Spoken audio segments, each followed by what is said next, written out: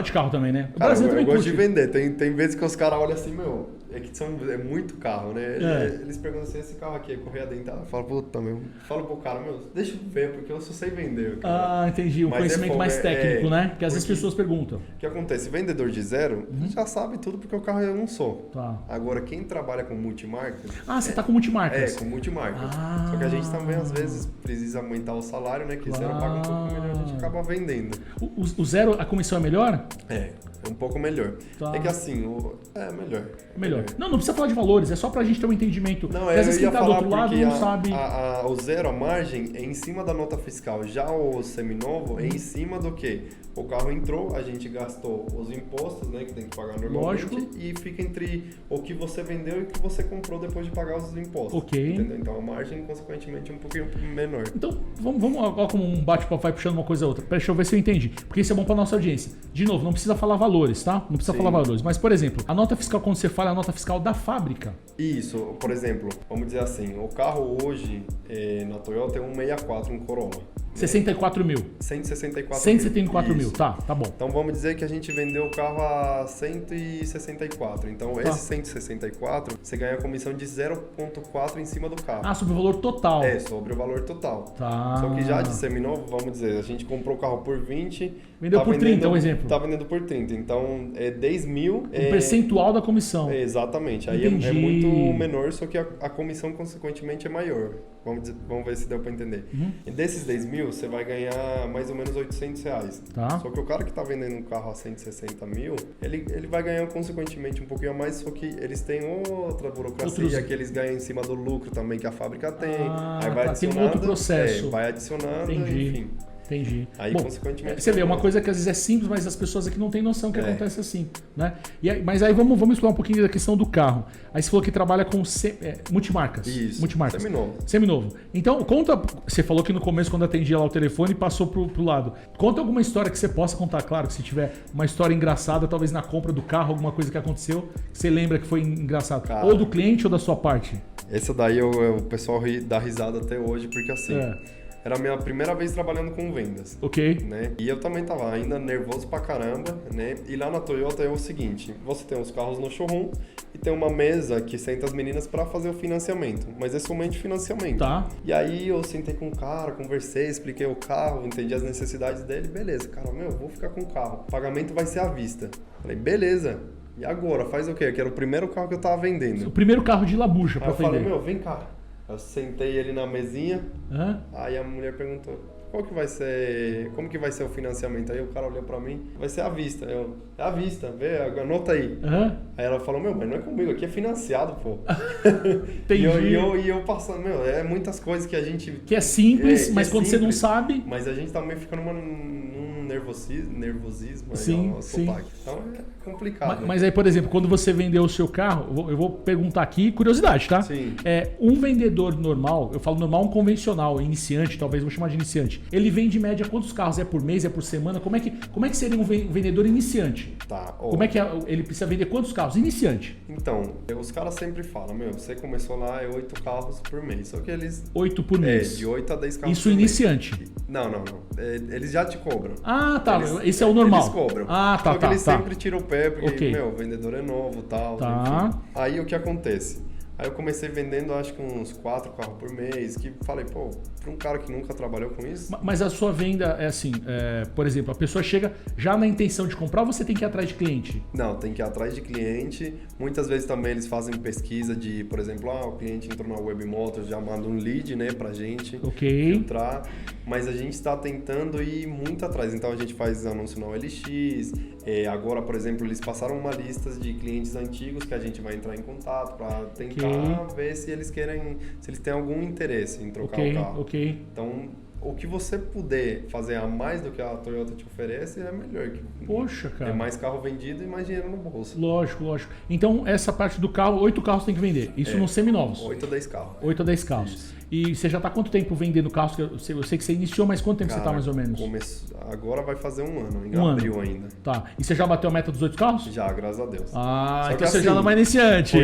Foi uns 5 meses sofrendo, cara. Só que o que acontece?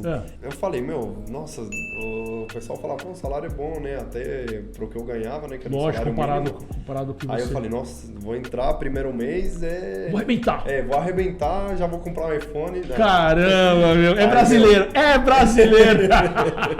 Aí foi fogo, meu. Eu via, pô, mas o cara vendendo 8, 10 carros e o pessoal às vezes vendia 15 e eu, sou 4. Aí isso aí você começa a mexer com o seu psicológico. Você tem que se manter forte. Você fala, não, eu tô em período de teste, o menino já tá há 2 anos. Aí, você tem que ser forte no psicológico, porque é aquilo. O cara que é o quê? Quem vende mais, quem traz dinheiro pra empresa. Óbvio. Entendeu? É normal. Óbvio. E aí vem um cara que não tá se destacando, aí você tem que tentar fazer iniciativas, né? as melhores coisas para tentar se igualar ao pessoal que já tá ali. Então tem um peso psicológico, não é só que você vai ficar lá, se vendi 4 carros, tá bom. Entendeu? Aí depois disso, agora eu entrei em abril, maio mais ou menos, se eu não me engano. Aí agora, no final, os 4 meses do ano que começou a levantar. Aí eu já bati 8, 12... Aí foi, graças a Deus. Maravilha. Só que agora dezembro já melhorou, né? Que o pessoal vai viajar, as crianças estão de férias. Aí janeiro agora a gente começa a se recuperar. Você acredita que, por exemplo, claro, além da experiência que você está alcançando e, como você falou, meio psicológico de observar os parceiros de trabalho, você acredita que o que você começou a fazer diferente para alcançar esses resultados? Na sua percepção, tá? Na sua. Ou simplesmente foi o mercado. Aconteceu de você receber mais lead, aconteceu do mês melhorar. Eu tô dizendo assim, você propriamente, o que você acha que você fez para começar a ter um resultado diferente do começo? Olha, pode ser que seja um pouco dos dois, né? Um pouco do mercado ser um pouquinho mais quente. Isso colaborou, né? Mas eu acredito que eu sempre fui pedindo a opinião de todos. Então eu ficava muito do lado para saber o tom de voz, porque eles sempre falaram, o cara vai comprar pela segurança que você falar com ele, pelo seu tom de voz, pela sua aparência, que é a primeira coisa, como você chega com um sorriso no rosto. Então quando eu comecei eu via isso, pô, essa cliente aqui eu atendi um pouquinho mais fechado, mais retraído. Né? Mais retraído. Aí eu tentava, você vai testando. Aí depois você vai ver que quando você vai pegando o jeito, você vai ver que o seu atendimento é o mesmo para cada pessoa. Lógico que muda uma coisa, uma conversa ou outra, mas o bom dia sempre é igual. A forma de você fazer uma piada sobre o carro, sobre o mercado é a mesma sutileza. Coisa. Entendeu? E aí você vai vendo, pô, isso aqui tá dando certo, isso aqui tá dando errado. Aí você vai descartando, você vai filtrando. Ajustando. Entendeu? Você tem que sair de você mesmo, olhar como se fosse olhando para outra pessoa e criticando, ou fazendo crítica construtiva. Trazendo isso para você. Exatamente. Eu acho que ainda não teve tempo de pessoas que compraram o carro com você voltar para trocar o carro, que é muito recente. É muito recente. Ainda não teve. E aí tem também uma preocupação, claro, você tem outros objetivos, que você já comentou, mas o seu objetivo é construir também uma cartela de clientes. Sim. Porque se você também pensar médio e longo prazo, até porque você precisa faturar uma grana legal, mais de 200 mil, fora os custos operacionais e coisas que vai fazer. Será que esse passo também não é uma coisa que vai colaborar? Porque eu acredito que deve vir muitos clientes que não são seus ainda, que estão vindo trocar de carro porque já tem aquela concessionária como referência, né? Exatamente. E aí os outros vendedores acabam se favorecendo disso também. Sim. Né? Exatamente. Cria uma demanda. Por exemplo, o pessoal que vende hoje em média de 12, 15 carros, muitos clientes são que eles atenderam 2 anos atrás.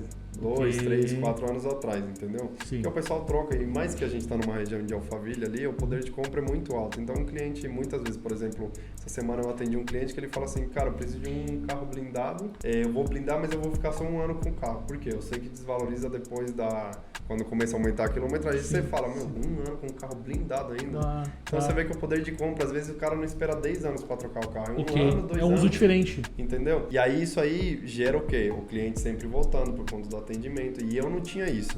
Aí eu sofria. Aí eu sofria. Aí agora que eu tô começando a construir uma carteira de clientes, né? Uma carteira.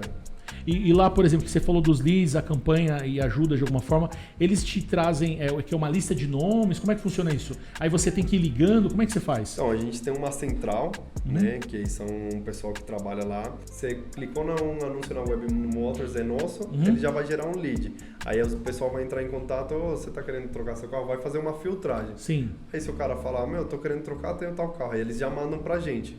Entendeu? Dependendo do carro, por exemplo, tô procurando um Corolla 2022 mais ou menos, com tal quilometragem. E quando você fala pra gente, por exemplo, eu entendo que são vários vendedores. Sim. Então vai mandando um pra cada vendedor até cair pra você. Tipo, é um ciclo, né? Isso, ó, veio 10 clientes, potenciais clientes. Então um pra você, um pro outro numa ordem lógica. Isso. E aí sucessivamente. Tem um rodízio, né? Tanto que quando você recebe o lead, e isso eu falo, quando você vai numa loja de concessionária, tem também o rodízio, tá? Então não é qualquer um atende. Então, por exemplo, se hoje a gente brinca, putz, o cara foi só perguntar o preço, tá ferrado. E aí roda pro último, e são 15 vendedores. A gente atende porque é aquilo, a gente não julga ninguém. É um ciclo de equilíbrio. Exatamente. A gente atende com o maior prazer e dá sempre o melhor da gente, né? Porque às vezes é aquilo, o cara não quer comprar hoje, mas daqui, só pelo seu atendimento, o cara fala, putz, fica na cabeça, aquele vendedor, por algum motivo ele ficou e eu vou comprar o carro quando eu precisar. Então, assim, mas aí a compra, se for com você, por exemplo, ele chegar e vai falar assim, eu quero comprar com você, aí pode? Aí pode. Tem que ser uma escolha dele. Não vai rodar. Entendi. Aí é tranquilo. Aí o privilégio da escolha do cliente. Exatamente. Então, por exemplo, quando chega esses leads, a gente já fala, tem tal carro aqui, maravilha, vou passar na loja, maravilha, procura pelo vendedor Rigo, eu falo muito cubano. Ok. Que aí já porque pega mais fácil. Marca um pouquinho, né? Marca mais fácil e já era. No começo, o fato de falar cubano, você sentiu algum tipo de diferença na sua percepção? Não. E a mesma pergunta ao contrário, você sentiu algum tipo de vantagem? Cara, sim. É que eu gosto, né? Então... Eu sinto vantagem porque eu acho que se destaca um pouquinho mais do cotidiano comum. Porque muitas vezes, por exemplo, eu falo do nome que o pessoal me chama de cubano. Porque, que é um apelido. Por exemplo, se apresenta como se você fosse vender um carro agora. Se apresenta com o seu nome completo. Se apresenta, tipo, vai. Cara, eu falo, opa, tudo bom? Boa tarde, meu nome é Rigo, mas pode chamar de cubano. Então você já introduz. Exatamente. Já introduz porque, cara, pra facilitar. O nome você esquece muito rápido. O nome você esquece muito rápido. Então, é muito difícil você entrar numa concessionária e o cara já te falar assim, ou em qualquer lugar, me chama de cubano. Você já se sente íntimo, entendeu? Aí os caras olham assim, fala, cubano, então chega aí, cubano. Quanto que tá aquele carro lá? Aí assim vai, você já cria uma intimidade com o cliente. Porque, por exemplo, isso também entra na questão que eu aprendi com os vendedores. Eles falam, cara, para você vender um carro, você precisa que o cliente ele se sinta à vontade com você. Igual um acolhido. Amigo. Exatamente. Porque normalmente quando você vai comprar um bem que é caro, às vezes a pessoa acha, tá querendo me passar a perna, tá querendo comprar, por exemplo, valorizar muito mais o produto. Ou o valor mais alto do que vale. Exatamente. Ou tem alguma coisa que ele tá me escondendo. Então a gente sempre tenta ser o mais transparente possível, se aproximar mais do cliente para que ele se sinta acolhido. Como se a concessionária fosse mais um lugar que ele visita no dia a dia, como se ele fosse comer na casa da sogra, da namorada. Se sentir confortável. Se sentir confortável. E aí a gente tenta isso por meio da conversa inicial. Só que aí ainda faz um ano, eu tenho muita coisa para aprender ainda. Claro.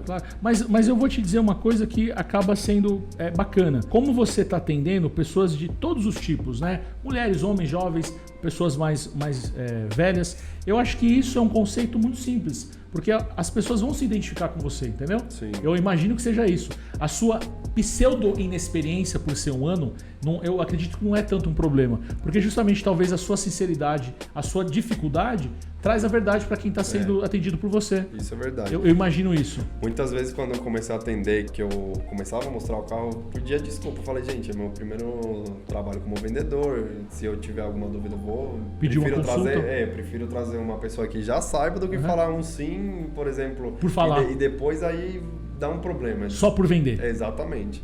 Então eu hoje, quando eu vendo carro, muitas vezes já deixei de vender por ser sincero demais. Mas eu prefiro do que enganar cliente. Por exemplo, quando vai gente olhar a Renegade 1.8, que no mercado eu falo, cara, isso aqui é complicado, né? Porque no mercado tá muito desvalorizado a Renegade 1.8. A Renegade. Essa 1.8 aspirada manchou o nome das novas agora, que são um baita carro, daquelas 1.3 turbo, que já é um motor novo. Aí eu falo, cara, assim, você quer o carro pra quê? Eu sou muito transparente. Você vai usar pra isso, o carro tem uma desvalorização, então eu já deixo o cliente ciente, ele compra se ele quer. Eu acho que isso que você falou, eu não sabia ao certo, mas os carros quando são lançados, eles são defeituosos. Eu vou explicar o que eu quero dizer com isso. São projetos bem pensados, com engenheiro e tudo mais, mas eles são defeituosos porque eles precisam ser testados, é isso que eu quero dizer.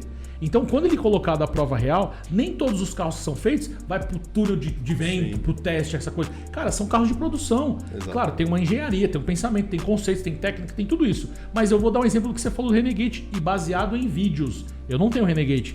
Cara, o Uno dá pau em Renegade. É até piada, é até piada, lógico. O carro atola numa saída de prédio. Então, assim, é isso que eu tô querendo dizer. A gente tá no Brasil. É isso mesmo. Sabe? Então, é onde eu falo de falhas. Não tô falando que o carro é ruim. Por isso que você comentou, tem uma versão que saiu agora que tá mais bacana. Sim. Mas existem tantos carros bacanas aí e outros que a gente às vezes não tem acesso. Eu fico imaginando uma pessoa que às vezes compra pela paixão, pelo amor do primeiro carro novo, do seminovo, que aí quando compra, existem as críticas, né, ou os críticos de plantão, e ele fala, nossa cara, seu carro é uma bomba. Pensa a frustração da pessoa. E eu acredito que você como vendedor, que está desenvolvendo muito conhecimento e tem acesso a muitos carros, né, acaba tendo que equilibrar a sua sinceridade. Quando eu falo equilibrar, eu vou dizer assim, um exemplo, vamos imaginar a Renegade, vou usar o mesmo exemplo, tá? A Renegade, tal, é isso tudo, aquele carro, aquela coisa, tudo que você falou. Aí o cliente chega aqui e fala assim, cara, mas meu sonho é ter uma Renegade. Entende o que eu tô querendo dizer? Eu sei, mas meu sonho é ter uma Renegade. Tá tudo bem. Exatamente. Tipo, é entender a escolha do cliente. Então, hoje a gente faz escolhas na vida e as pessoas têm que entender. Sim. Entendeu? Ó, eu vou te falar na questão de carros, por exemplo. Falando aqui pros apaixonados de carros, eu vou falar só alguns carros que eu tenho. Eu tenho uma Brasília, que precisa ser muito bem reformada e restaurada. Eu tenho um Opala, que também precisa de um super talento restaurado. Eu tenho um Uno no 94, só tá relíquia. Lá. Só os brabos. Claro, tem meu carro do dia a dia, mas isso deixa pra lá. E assim, eu gosto desses carros velhos. Então a pessoa vai falar pra mim, minha esposa mesmo fala assim, pra ela, tipo, a Brasília não é carro. Sim. Eu respeito. Mas pra mim é carro. Cara, eu te falo, o brasileiro ele é muito apaixonado por carro antigo. Muito, muito apaixonado. Eu olho o Opala, lógico, eu fico babando naquele carro. Um carro muito bonito, né? Só que o que acontece? Eu, por vir de Cuba, eu acho que eu tenho uma trava com carro antigo, cara. É verdade, eu não gosto. Cara. Eu vejo o carro antigo, eu falo, meu, não aguento mais. A gente andava num Lada que era russo. Tá. Na verdade, acho que já teve aqui no Brasil. No Brasil teve, certo, né? É um bem Lada, quadradinho. Isso. Aí, cara, meu, teto panorâmico era no chão, né? Assoalho tudo comido já de como que chama? Quando... Ferrugem. Sim. E aí eu falo, meu, não aguento mais carro. Volante você fazia já academia. Aí por essas coisas... porque lá não tem carros novos. Não. Tem carros novos, mas é mais para aluguel de turista. É muito difícil. Não tem nem concessionária lá. Caramba, cara. Mas essa parte do carro, uma paixão direta agora do seu trabalho, eu acredito que você... É que nem você falou das oportunidades de emprego que você teve. É uma que você está se divertindo mais, né? Sim. Acho que acaba sendo... Eu gosto do trabalho e, por exemplo, eu achei que ia ter muita dificuldade com, por exemplo, associar a trabalhar até sábado, porque eu trabalho de segunda a sábado até 7 horas da noite. E fora quando tem eventos que tem que ir para Interlagos, carregar coisa para o Velocitar, carregar um monte de coisa. Sim. Eu amo o que eu faço porque é aquilo, você conversa, sabe de uma história diferente de cada pessoa, você vai se aprofundando na mais, história daquela pessoa, né? E melhorando a sua comunicação, o seu olhar para o mundo, entendeu? Porque às vezes a gente acha que é só aquilo e você vai vendo outras perspectivas. Outras histórias, outras vidas, né? Exatamente. E aí, meu, eu sou apaixonado pelo que eu faço, porque fala de carros, eu, assim, não sou o maior esperto, né? Mas eu gosto. Eu gosto de dirigir. É uma coisa que você se identificou. Exatamente. Eu gosto de dirigir, gosto de falar um pouco e é aquilo. A gente não vende carro, a gente realiza um sonho de uma pessoa. Tá. Entendeu? Não é só um bem. Um ato de pega um produto na prateleira e entrega. Exatamente. Tá. Você não sabe quanto de esforço a pessoa teve que fazer, trabalhar para conseguir conquistar o carro, para dar um carro para a filha, ou enfim. Uma realização pessoal. Exatamente. Então tem tudo isso por trás quando você vai vender um carro. Não é só você tem que identificar a pessoa que está lá, né? Exatamente. Que é o que você está falando da história, conhecer a história da pessoa, né? Exatamente. Então, para isso a gente tem muitas perguntas que a gente vai analisando, são perguntas fechadas que vão levando até a venda. A condução. Até qual que é a necessidade real da pessoa. Muitas vezes acontece, por exemplo, a gente brinca, né, que o comprador é a cara do vendedor. E muitas vezes você sente dificuldade porque pode ser que não teve uma sintonia. Não teve uma sintonia. Então você sente dificuldade em você ficar perguntando algumas coisas, o cliente se sente muito fechado, às vezes ele é mais desconfiado e você não consegue extrair a necessidade que ele tem. Aí, consequentemente, compra em outro lugar, ou enfim, aí...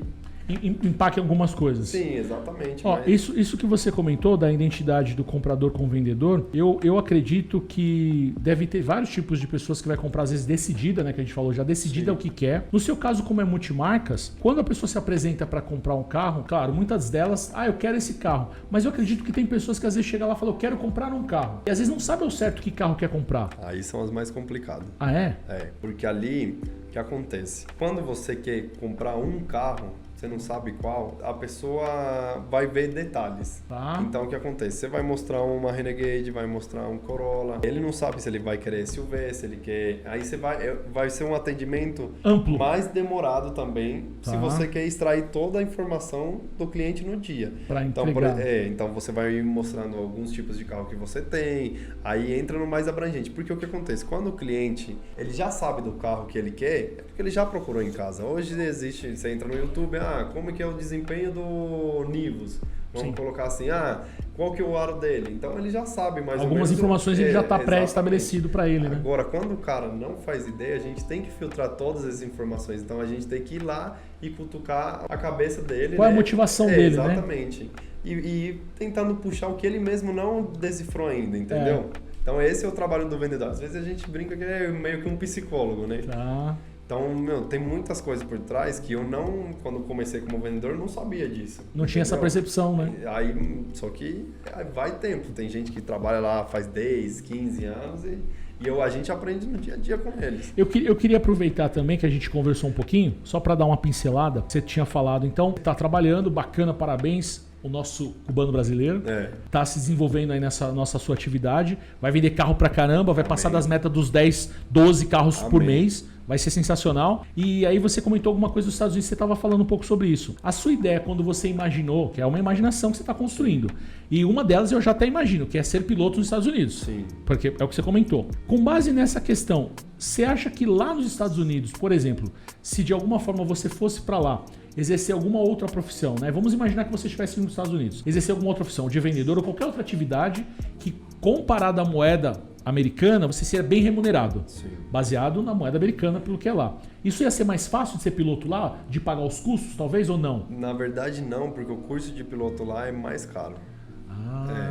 É mais caro. Só que lá, por exemplo, eu tenho um amigo que ele fez o curso de aviação lá. Porque o governo americano, ele dá o dinheiro para você fazer o curso, né? Okay. E você tem um período de 6 meses para você procurar um trabalho assim que você se formar, né?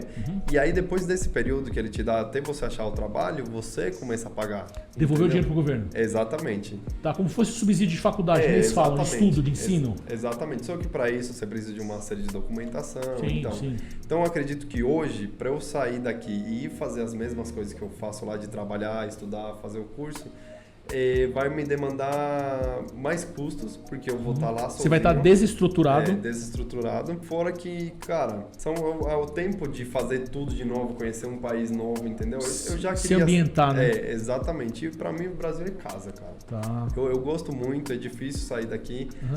E eu só iria pra lá porque, assim, me formei, revalidei meus cursos lá, aí comecei a trabalhar na área. Meu único jeito hoje, que eu acredito, pode ser que seja de outra forma. Então, como a gente está fazendo aqui afirmações, eu acredito que é seguro falar tipo 2 anos? 2 anos, porque você está desenvolvendo, você falou que está 1 ano lá, né? Sim. Então vamos imaginar que com 2 anos você vai ter uma puta experiência maior que você vai estar, vai conseguir estabelecer várias vendas, porque vai ter uma cartela de cliente retornando também, né? E aí vai conseguir equilibrar essa questão da parte da aviação. Isso. Eu imagino, e aí falando minha percepção, tá? Apesar das dificuldades tributárias, as dificuldades que a gente tem do Brasil, usando aquele exemplo 1, 2 e 3, Cuba é um nível hardcore. Sim. Brasil, médio. Platinum, Estados Unidos. Exatamente. Então aqui no Brasil, você já está no nível Platinum. Como assim?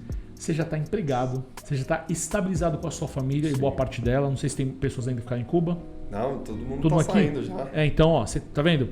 Você já tem perspectiva, você tá num trabalho que você tá em ascensão, tá desenvolvendo crescimento, Muita coisa tá para acontecer mais pro futuro com base na sua dedicação, experiência e os seus clientes. E no meio do caminho você pode talvez ainda ter um ponto que talvez você não explorou, que pode ser uma coisa que vai te provocar. Empreender em paralelo. Porque empreender é um desenvolvimento que você vai construir. Sim.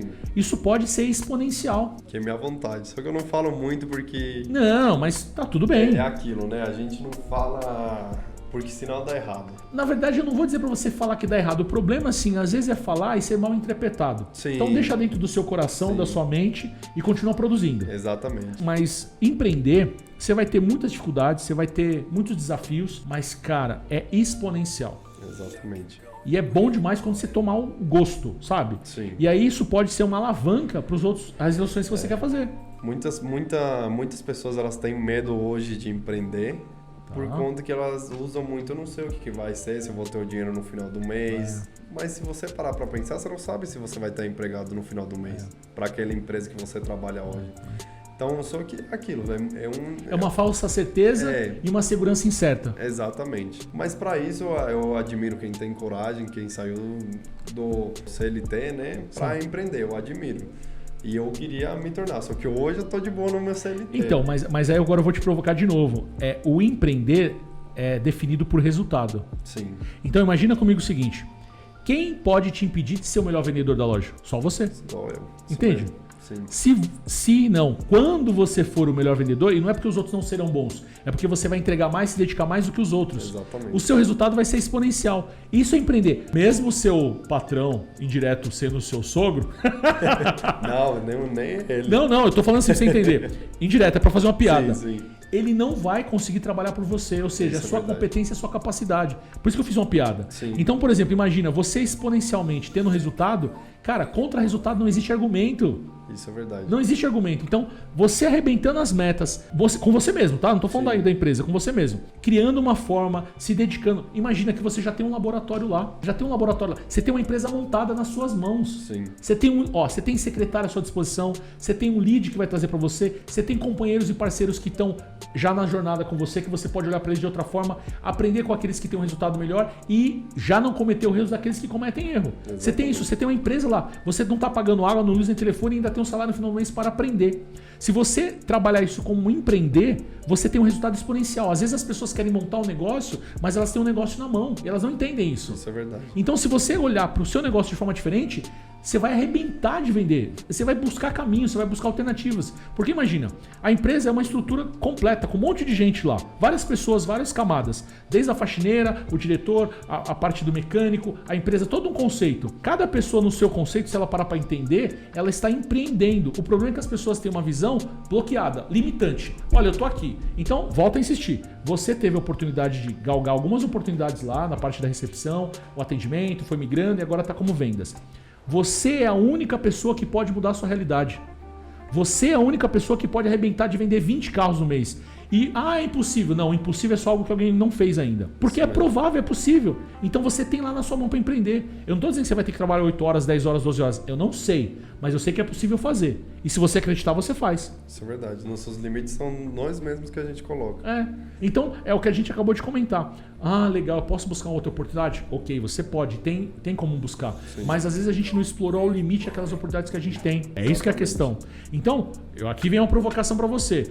O seu compromisso é vender 25 carros, cara. Eu vou te cobrar depois. Eu não vou ganhar comissão, mas eu quero. Então, é muito simples quando as pessoas falam assim. Vou te dar um exemplo real, vai. Dá um exemplo real.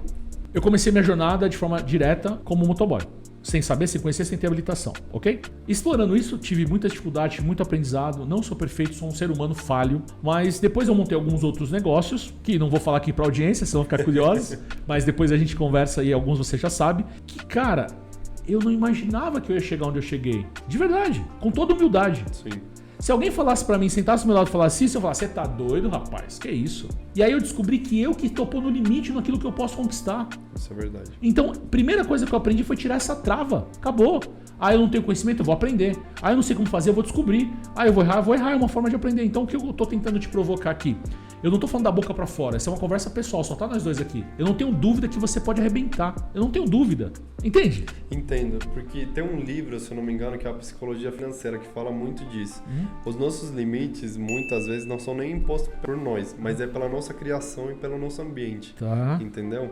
E nesse livro ele fala muito de você se desvincular daquilo, sair da zona de conforto, né? E tentar explorar o novo. Então ele fala, cara, se você enxerga, por exemplo, o seu pai como... Você tem que olhar daquele jeito que, por exemplo, no quesito, eu vejo minha mãe como uma pessoa que ela não sabe administrar bem o dinheiro. Né? Na sua visão. Na minha visão. Isso. Aí o que eu faço? Eu tento sair daquilo. Só que com as pessoas que são nossos pais, a gente tende a parecer muito com eles. Refletir, repetição. Exatamente. Para você se desvincular disso, é trabalhoso. Mas você tem que entender e enxergar que limites precisam ser superados, entendeu? Sim. E aí, você vai se dedicando um pouco mais, ainda ter seu limite.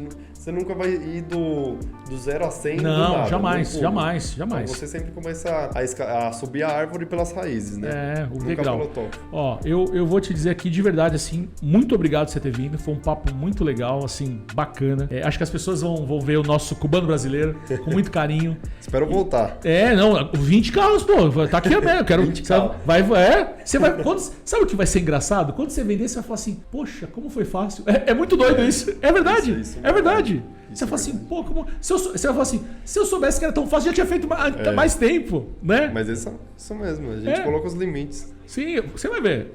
Espera pra tu ver. E eu não vou dizer que eu vou voar não quando você tiver que sobreviver de piloto, mas desejo que você alcance altos voos. Fique à vontade. Esse espaço depois, agradece quem você quiser, manda mensagem, faz o merchan, faz o que você quiser. O tempo é seu e de novo fica aqui minha gratidão por você ter vindo e foi um papo muito legal. Cara, o prazer foi todo meu. Na verdade, minha gratidão vai pra você por você ter me dado um espaço, ter me chamado também pra esse nova fase da sua vida que você tá vivendo. Mais um projeto, né? E eu fico feliz de poder participar e poder também estar te ajudando e te conhecendo um pouco mais, né? Do que a gente já conversou. E, cara, eu acho que vale a pena cada um de vocês, se quiserem vir aqui um dia. Legal. Que é gostoso. Você fica meio nervoso, mas depois você vê que fica uma conversa do dia a dia. Então legal. É super gostoso e eu te agradeço. Cara. Não, eu que agradeço, que é isso. Obrigado. Imagina. Verdade. Bom, pra você que ficou até agora aqui nesse bate-papo, no Pós-de Podcast, tá aqui o nosso convidado, o cubano brasileiro, que vai alçar voos, piloto de avião. Ó, já tô colocando aqui. Vai bater meta de venda, super cara, um carinho bacana, contou a história pra gente aqui da parte de Cuba. A gente teve um pouquinho da realidade de como é Cuba, de alguém que viveu lá. Teve a história bacana, dedicada da mãe, da família. Então fica aí o meu convite pra você assistir o nosso programa e ser o nosso convidado aqui no nosso Pós-de Podcast. Até breve.